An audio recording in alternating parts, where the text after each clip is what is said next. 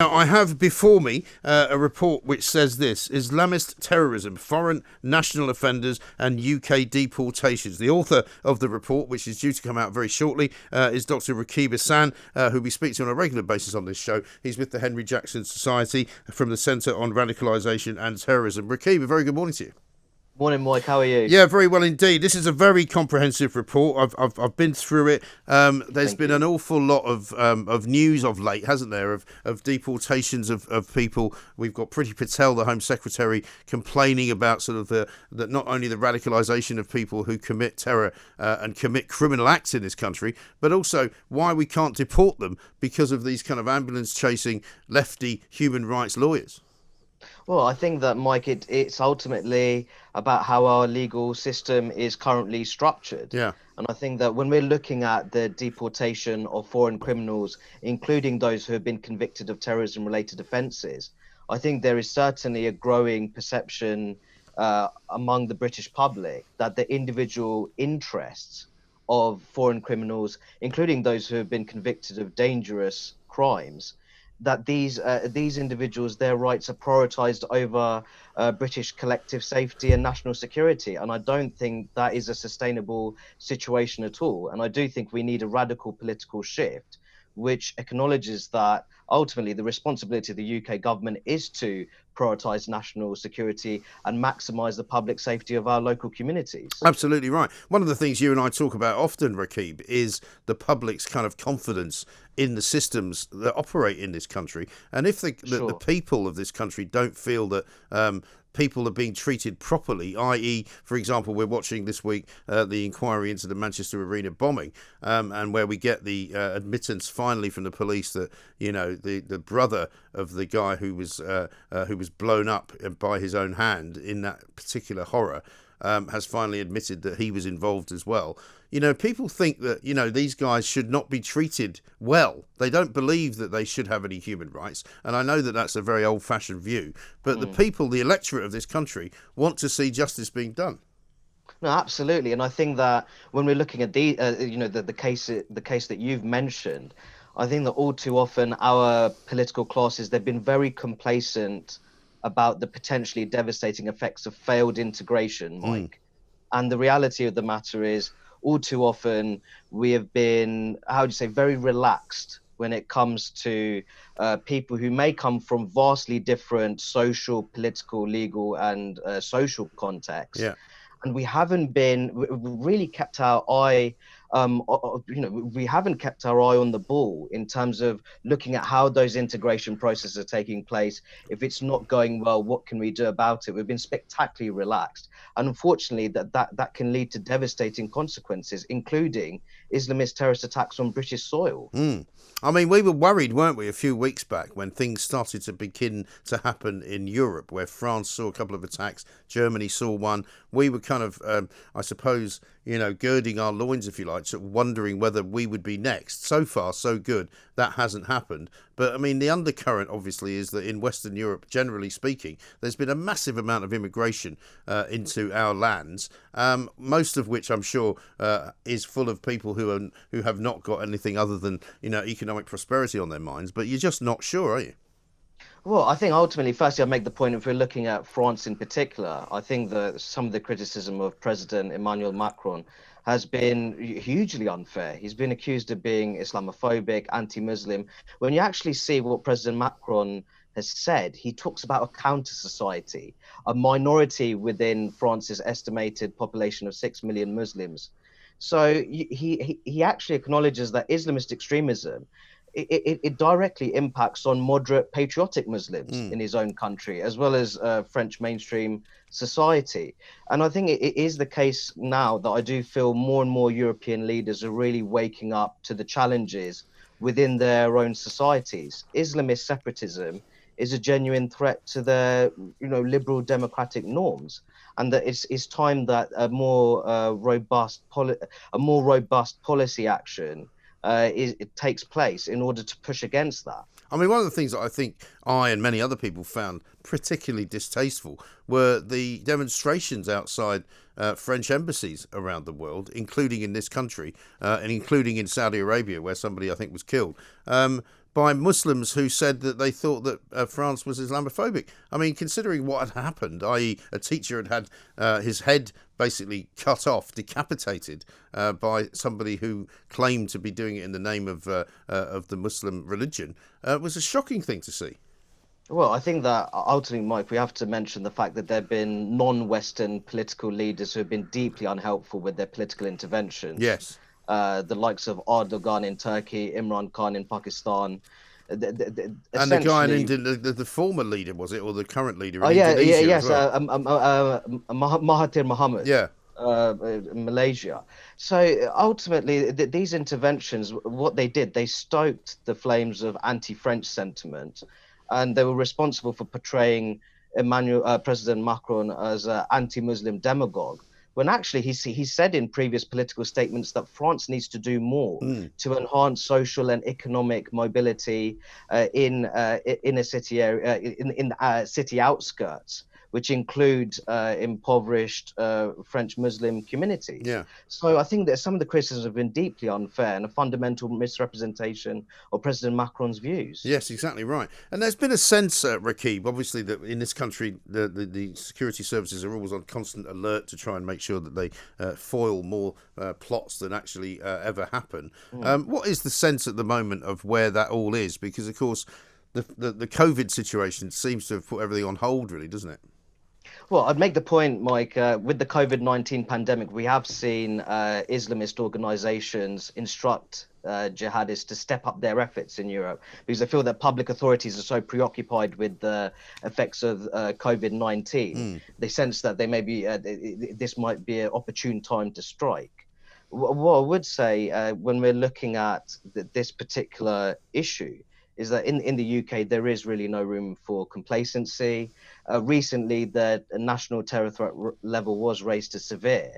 But then when you hear stories of people who have been convicted of terrorism-related offences being released from prison, then we think, hang on, this is a genuine problem here.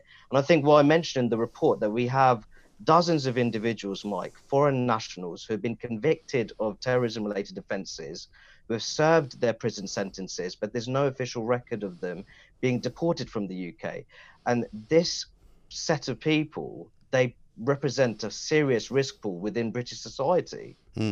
Well, this is the thing. And looking at the deportation problems that have happened, particularly most recently with those people who were supposed to be being deported back to the Caribbean, who hadn't ever been domiciled in this country, who hadn't ever been citizens of this country, and who yet were still able to fight for their human rights to stay here with the help of some rather misplaced judgments by celebrities and various people like Naomi Campbell, you know, who thought that it was a great idea to keep murderers and rapists in Britain, even though they actually didn't belong here. What is that kind of balance about with human rights and with the safety of the public? Well, Mike, if I could just build on the point that you just raised, I thought there was a appalling conflation between the Windrush scandal and the deportation of foreign criminals. Yeah. It was almost as if that the Windrush scandal was being exploited by individuals, including self-absorbed celebrities, in order to prevent the removal of foreign criminals from the UK. I thought it was appalling. I think more generally, though, Mike, when we're looking at the issue of deporting foreign criminals, including those who've been convicted of terrorism-related offences, we have to understand that the UK government, it has a handsome parliamentary majority. So ultimately, it's time for the government to reduce the gap between the rhetoric and the reality. Yeah. And part of our post-Brexit national security strategy should be introducing a tougher border security arrangement, and things can be done. For example, modernizing legal definitions to ensure the smoother facilitation of deportation of foreign criminals. I also feel that there are provisions, Mike, in the European Convention of Human Rights which do clearly state that public authorities, they do have the right to interfere in the individual rights, right to family life of those, if they are considered to be a threat to public safety, national security, and if there's strong grounds to deport and interfere in that person's individual rights.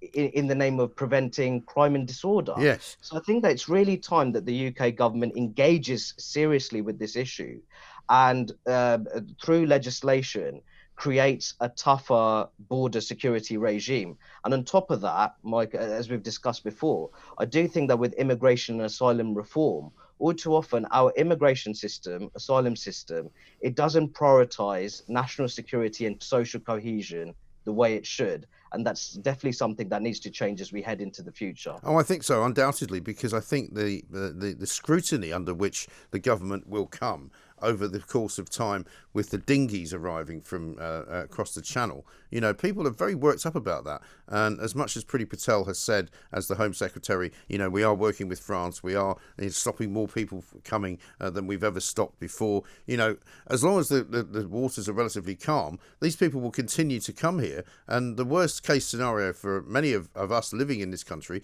is that we really don't know where they're coming from, what their records are, if in fact, you know, like I said, they may all be, as far as we know, economic migrants who want to come here for a better life. However, as Nigel Farage has often said, many of them will end up working in the black economy. Many of them will end up working in the slave business. They will work in the sex industry. You know, it's not necessarily a good thing for this country to allow that to continue unfettered. Absolutely. The UK's asylum system needs to have social cohesion and national security at the heart of it. Yeah. The reality, and an important point that I actually make in my upcoming report, Mike, is that there is a notable section of foreign national criminals who've been convicted of terrorism-related offences. They were either granted or claimed asylum in the UK. Now, that clearly tells you that at times, when it comes to asylum policy, Britain's benevolence and altruism has all too often been to its detriment, and that needs to change in the name of national security, social cohesion, and the public safety of our local communities. No question, because we did see, did we not? I think in the case of the French teacher beheading, and also I think the German scenario, both of those individuals who had committed those acts of terror had come to mainland Europe on a boat from somewhere like North Africa. And so clearly there is a route that people are taking, and they have in mind things which are very, very nasty and horrible. I'd ultimately say, Mike, when it comes to refugee and asylum policy, I think all too often there have been members of our political classes of different party colours, may I add. All too often they've been interested in virtue signaling on these kind of sensitive issues, making themselves feel good, when really, when they're examining these issues, they really should be prioritizing national security and public safety, because that is ultimately their core responsibility. Of course. And in your report, Rakib, you talk about various different organisations, terrorist organisations, which I think many of us have probably forgotten about. The Libyan Islamic fighting group, Al-Shabaab, Jabhat al-Nusra, Al-Muhajirun, and Al-Qaeda, of course, which is one that most people will know. How active are all of those groups now? Well, I'd say that when you make the point that, so this was ultimately looking at the set of foreign national criminals who've been convicted of terrorism-related offences and their organisational links. Yeah. I think that people will be extremely concerned by the fact that we have foreign nationals who have served prison sentences for terror-related crimes, who have links with prescribed organisations such as Al-Qaeda, Islamic State, Al-Muhajirun. It's quite, some people will just look at that and think, what on earth is actually going on here? Right. They'll be stunned. And on top of that, when we're looking at these kind of individuals, some have a history of participating in terrorist training exercises in Pakistan, but also in the UK. And the worrying thing, Mike, was that a notable portion of these individuals, they committed criminal offences before their main terror-related conviction. Yeah. And a point that I make in the report, I'm very clear on this. If a foreign national is convicted of a racially or religiously aggravated offence, that should result in an automatic deportation order. Because ultimately what that's done, that compromises the public safety in our multiracial, religiously diverse, democratic society. So I really do think that it's time for the government to step up to the plate, reduce the gap between the rhetoric and the reality, and adopt a robust policy approach on this particular issue. Yes, because I think it's time for a change of view, really, isn't it? Because we've seen how previous policies have worked and how they failed, really, Rakib. What would you say, in conclusion, is your kind of your best hope, perhaps, for the outcome of this report, and your worst fear of what could happen in the year to come? Well, what I'd say, what I'd like to see, as I've said before, I would like to see a policy shift in how we look at issues such as immigration and asylum.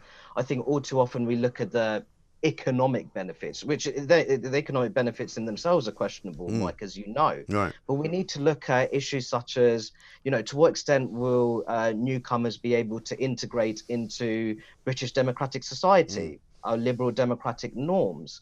To what extent are the social contexts they're coming from, how different, or rather how compatible are they with mainstream British liberal democracy? Yes. I think we really need to take that. We need to really look at issues such as immigration, asylum, social cohesion very differently to how we have in the past, because I think all too often there's a huge focus on economic issues, the economic dimension, but all too often we miss out on the more social and cultural dimensions. And the reality of the matter is, Mike, when we're looking at failed cases of integration, that in itself poses a public safety risk, because if people are poorly integrated, that does leave them more vulnerable to extremist influences, and that could lead those individuals to a very dangerous path indeed, and that could compromise our national security. Of course.